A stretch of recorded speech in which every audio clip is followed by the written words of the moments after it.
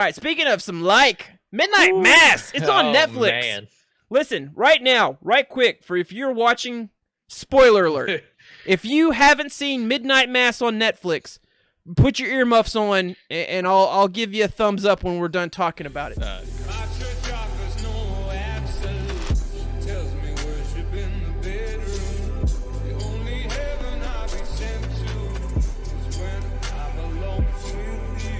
So Midnight Mass starts out. It's a island, Crockett Island, home of 127 people. Has an upper portion called the Uppards that doesn't have anyone living in it. It's just stray cats and burial grounds.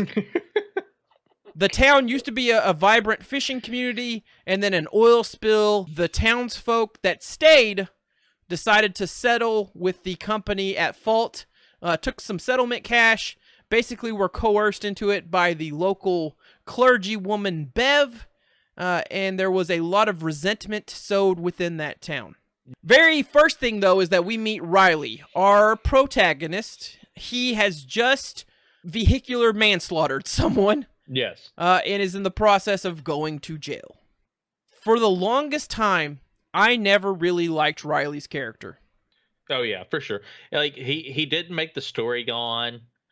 Like first in the first few episodes, he was just like sulking about everything, and he kind of just didn't speak very much. And I was like, is this really gonna be the main character? Yeah. I mean, he killed someone, right? He can't, you don't, I imagine it's depicted very fairly. You don't ever just wash that away.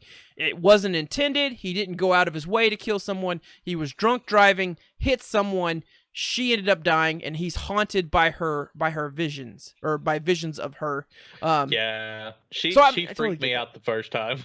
Oh, the I can't tell if it was like blood or glass, where like the light was reflecting in it. Was so creepy. So it's a bit of a slow start. There's a slow burn to this. It's not until episode 4 that the biggest reveal happens, the biggest twist to everything. It ends on 4, and then like episode 5 is just like at the beginning is just what the F. Yeah.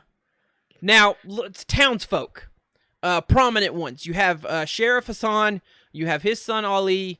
They are Muslim members of the community. Yes. It's very evident that they are the most outsider in appearance and religious beliefs. The town itself, for those that are devout, go to a Catholic church, St. Patrick's, and that seems to be the only church visible in this town of 127, which, if you come from a small town, there are a lot of beats about Crockett Island that make you feel, oh, God, that's my hometown.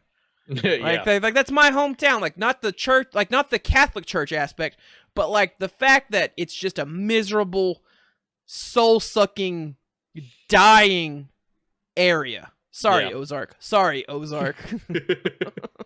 We also get Erin, teacher. She's pregnant at first. We get Sarah, the town doctor, who is lesbian. Her girlfriend lives on the mainland, and she lives with her mother, who is going through, it appears to be stages of dementia in her older years. You have Riley's parents and his brother. His dad, while not listed as an alcoholic, enjoys a lot of alcohol and seems to have a bit of an anger. Riley's brother Warren seems all right, and Riley's mother, while a beautiful saint, is very delusioned about everything, and kind of folds herself up into her faith to cope with just kind of the sadness that is around her. She just chooses to ignore. Bev is the worst. The mayor and his wife, and then the girl in the wheelchair. The mayor is a turd too. Oh, dude. I remember the time we had a flock of birds just fall down, and it was no big deal. But yeah, so you had Wade, his wife, Lisa, their daughter, who's in a wheelchair when we start out. You have the town drunk Joe. You have the pot dealer Bowl. At least they didn't name him Bong. A quote from his mother. Let's see. Anyone else? I mean, I guess Sturge, but Sturge doesn't really. He's kind of like the He's town in and maintenance out, guy. yeah. Yeah, he's kind of like the town Mechanic. maintenance guy. He's in kind of the background, in the first few episodes, and then episode 4 is when he officially becomes a primetime player moving forward. So you have Father Paul, a new priest that's in town to take over from Monsignor Pruitt as he is recovering on the mainland from illness. But as things go on, we learn that that's not truly the case. Now here comes the biggest batch of the spoiler alert. Wow. This is a vampire show. This is a show about vampires. I thought it was super interesting. You kind of got the feeling where things were going. As soon as I saw the case, I'm like, that's a coffin, right? I mean, yeah, as soon as he's dragging it in the house and then like bangs on it and then something bangs back, you knew yep. something was coming. Yep. And then, you still had some lingering doubt, but when you see the cats, so all the stray cats on the upwards suddenly after a big storm get washed upon the shore of the main town, and that is when, because they all have been heavily damaged in their neck and they're drained of blood. At that point, you were just beating the idea over our heads. Okay, It's a vampire, but like, what's the true angle here? Like, why is the priest? Why is this new priest involved with a vampire? So my original thought was, okay, so Monsignor Pruitt has become a vampire. He's the one in the case, and this guy has brought him back. But that is not the route they went. No. So the twist, as we get in episode 4, is Monsignor Pruitt is actually our new priest, Father Paul, who has become younger after being transformed into a vampire by the Angel. Yeah, the Angel. What did you think of this depiction of a vampire? The confusion of how scripture was used as proof that all the things that seem to associate with vampires are now associated with the Holy Scripture. Oh man, it was very weird for me because like all the hymnals being played in the background of the show just creeped me out. And like so my wife was a Catholic goer, and now she's kind of went away from that, but I went to Catholic church with her a few times, and we still go like Christmas and stuff with her family. And it's like them Bev would say something snarky to y'all. Bev is crazy.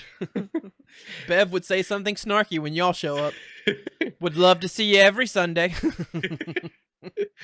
Dude, she is a crazy. Like knowing scripture off the top of your head and like using it to like to gaslight. She's gaslighting people with scripture. Bev is not only a real character, Bev is like the personification of everything wrong with those, like the worst part of Christians, right?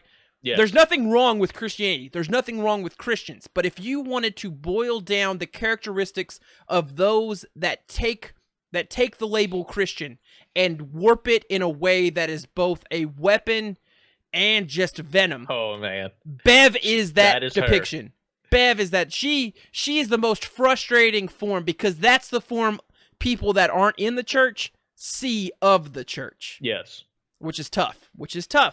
All right, so listen, communion being a literal translation for vampirism is probably the most beautifully poetic thing I have never thought of before in my life. I've always thought, oh man, why would I drink the blood of someone? And Mike Flanagan was just like, well, clearly Jesus is a vampire. It's like, all right, I guess. Yeah, the father bringing like that, like the blood of the vampire in and putting it in the wine. Like, what? Okay, boys, I'm gonna fill the rest of this up. Y'all go out now. Which because so like the whole lore of vampires, and to create a vampire you drain your victim of the blood, and then you give them your blood to kind of become their new, like, to refill their blood supply. I kind of thought it was I thought it was the blood of a vampire being put in there, but I was not expecting it to go as balls crazy as it did by episode 6, when they actually have the midnight mass. Oh yeah. Like you step out in the sun and you start bubbling. I think there's an issue. That is nothing to do with being an angel. Well, Bev will tell you that that's what one of the seals being dropped in the Book of Revelations. The fourth bowl is cast upon the sun, in which the man is hurt or is burned by the sun, or like now like their flesh becomes burned or whatever. So like she found a way to continue to twist. Now, I think Bev is the most monstrous character in the movie, or in the series. And it's a series that legitimately has a winged 8-foot-tall vampire monster. Comes in wearing the robe of the priest. Hilarious! He looks like an alien. Hilarious! Yes. But Bev is the true villain. Bev is the literal worst thing in a show that has a creature literally draining people of their blood. Let's burn the houses down. Bev is narcissistic, a gaslighting, power-controlling freak. Bev is the worst. Bev is the worst. She is so toxic to the point that she kills an entire town out of her own just prideful leadership. It's also very alluded to throughout the story that when the settlement came from the oil disaster, that Bev conned people into giving over their settlement cash to the church, and then she used that for both money laundering and to purchase the rec center. Yes. So, like, honestly, the most fulfilling, the most joyful, the most satisfying death in all of this series is Bev. Yeah, as she's like trying to dig in the ground. Because she becomes pathetic. Her devout faith in her closing moments finally wavers and breaks to show you the true person she is. A rat! Bev is a rat. I don't like Bev. I don't like Bev at all. I was from the start just getting pissed every time she talked. She killed a dog! Yeah, she killed that poor dog. I'm like, that dog ate a hot dog. Like, what? Like, did no one see that? And then, of course, like, oh my gosh, they literally showed us the poison, like, not even 30 minutes ago. Then you like saw, like, they showed her dress color and everything, and you're like, oh, that's Bev. Bev is just the worst, and the way she is so quick to turn things around on people. Like when the sheriff just asked her one question, and then she goes through a process to make the sheriff look like an idiot for even thinking to question her. Yeah. Oh, I wish she would have died a more painful death, but I am so glad that she got her comeuppance, because everything that she wanted went to shit. And I appreciate her death. You know, we technically don't know if the angel did or didn't make it to a hiding place, but I think the inclusion that what's her face, Lisa, saying that she can't feel her legs anymore. Now here's the screwed up thing.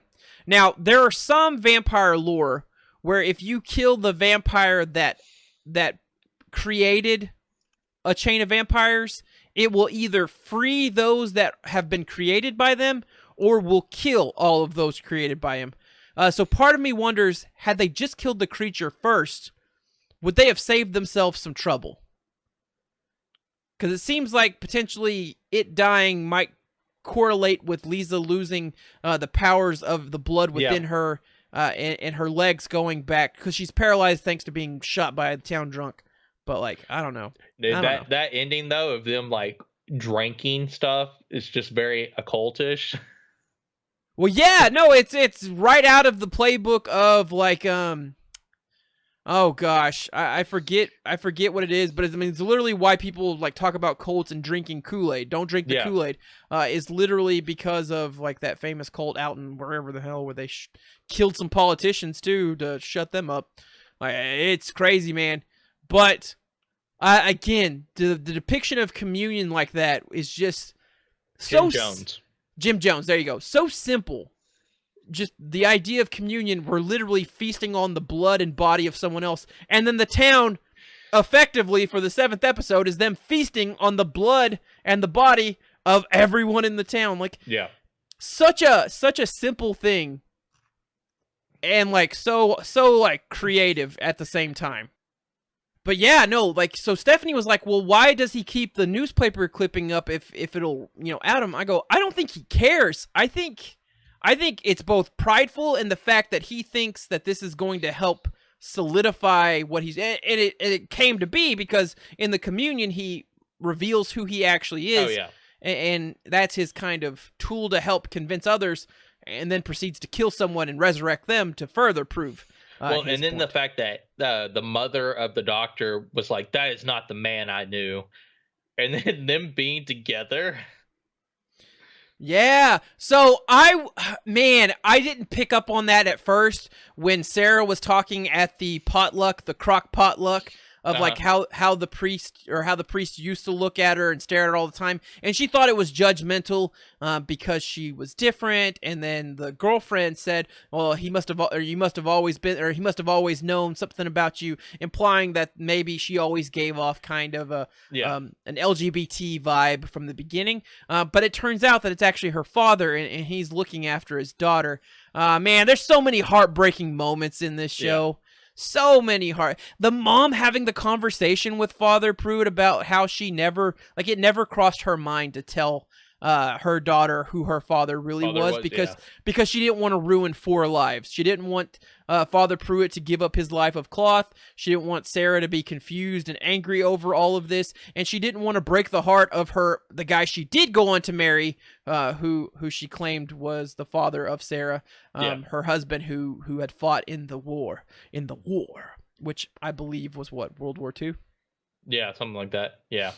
Yeah. So, man, it's so good, but it definitely can make you feel bad because there's so many bad things that happen to so many people in that.